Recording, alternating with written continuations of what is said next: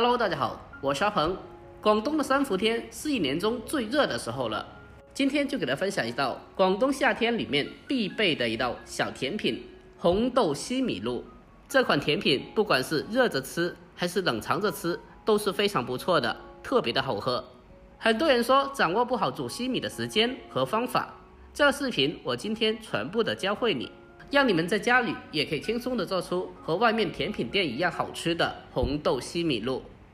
首先我们要选择适量的新鲜的红豆。我们做红豆糖水的时候，不是所有的红豆都能包的，我们一般会选择这种红润饱满一点的新鲜红豆。另外给大家讲解一下一种和红豆比较相似的豆子，这种我们叫做赤小豆。这种豆子的特点是比较偏长一点点的，在广东一般是用于煲汤的，所以我们不要用赤小豆来煮糖水。接下来我们先将红豆给它先处理清洗一下，往里面添加满清水，然后再下手给它不停的搓洗一下，把红豆上面的一些灰尘和杂质脏东西给它通通的清理下来。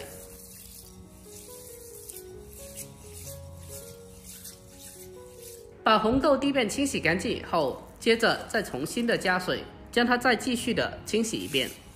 我们在清洗的过程中，尽量的给它反复的多淘洗几遍，把红豆里面的一些脏东西和杂质给它完全的清理出来，给它清洗到水变得完全的清澈为止。将红豆完全清洗干净以后，接着再添加满清水，给它浸泡4个小时以上。经过提前的浸泡过后，可以让红豆在煮制的过程中更快的开花煮烂。在经过提前的浸泡过后，接下来锅中烧水，水开以后再把红豆放进锅里面，接着再根据个人喜欢的甜度添加适量的冰糖，如果没有冰糖的话，用其他的糖也是可以的。接着再用勺子给它轻轻的搅动一下，让冰糖完全的融化。等到锅中的汤水重新烧开以后，接着扣上盖子，然后再转为最小的火，给它炖煮大概1个小时，把红豆给它炖煮至开花软烂。趁着这个时候，我们再准备适量的西米，我这里准备了3勺西米，别看只有这一点点哦，但是煮出来是蛮多的了。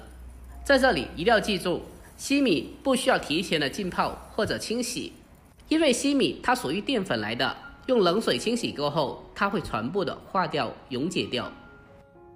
接下来再准备一个小汤锅，锅里面添加稍微多一点点的水，下一步进行煮西米。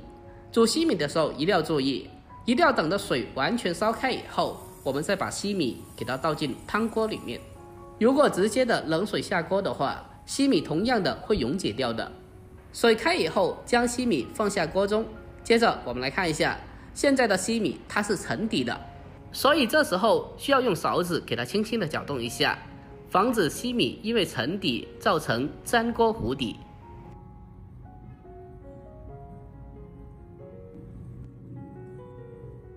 我们将西米大概煮了2分钟左右，这时候的西米已经是呈现了半悬浮的状态了。接着扣上盖子，然后再调为小火给它煮大概10分钟。煮了10分钟以后，我们再打开盖子来看一下，现在的西米已经是8成熟这样子了。可以看得到西米的上面还有一点点的小白点，这是西米还没有完全熟透的表现。接下来再扣上盖子，然后关火给它焖20分钟左右。A few moments later， 20分钟以后，我们再来看一下，可以看得到西米的上面已经是没有小白点了，这就代表着西米已经是完全的熟透了。看着这一颗颗的西米晶莹剔透的，就好像小珍珠一样。接下来我们再将西米给它控干水分，捞出来，然后再立刻的将煮好的西米放到冷水中过冷。用勺子给它轻轻的搅动一下，让西米可以快速的降温。经过这样子的处理过后，西米会变得更加的 Q 弹。把西米浸泡过冷之后，接下来控干水分捞出来，然后再重新的用干净的冷水给它继续的浸泡起来。到这里，西米就已经是完全的处理加工好了，大家来看一下，这就是煮好的西米它的形状。接着先放开旁备用。好了，接下来我们再来看一下红豆的情况。在经过了1个小时的小火慢煮以后，可以看得到现在的红豆已经是完全的开花软烂了。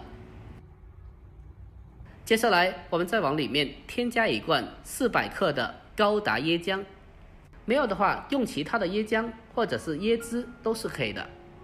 再用勺子给它轻轻的搅拌一下，给它搅拌均匀，给它煮大概1-2分钟左右，让里面的椰浆和汤水完全的融合在一起。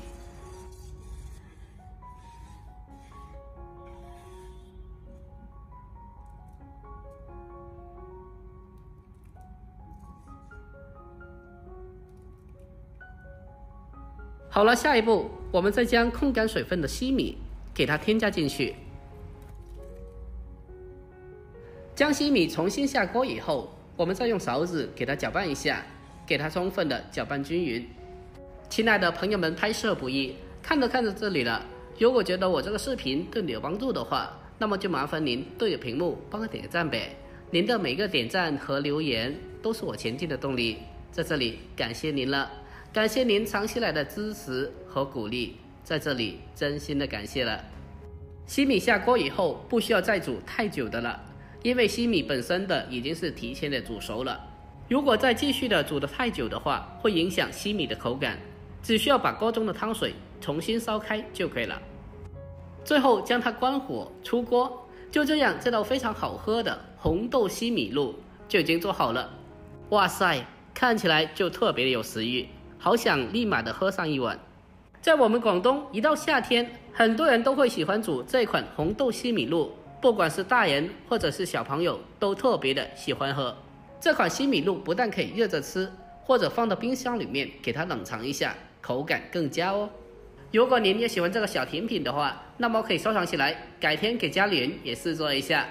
好了，今天视频就分享到这里，喜欢的记得点赞、关注、留言并转发哦。我们下个视频再见吧，拜拜。话说回来，我今天早上在家门口就看到一个非常瘦小的小猫咪，非常瘦，因为太瘦了都站不起来，然后给它赶紧的送到宠物店里面了。也不知道它那个脚有没有事情。作为家里也养猫的，最看不了这种事情，只能最大限度的救治一下。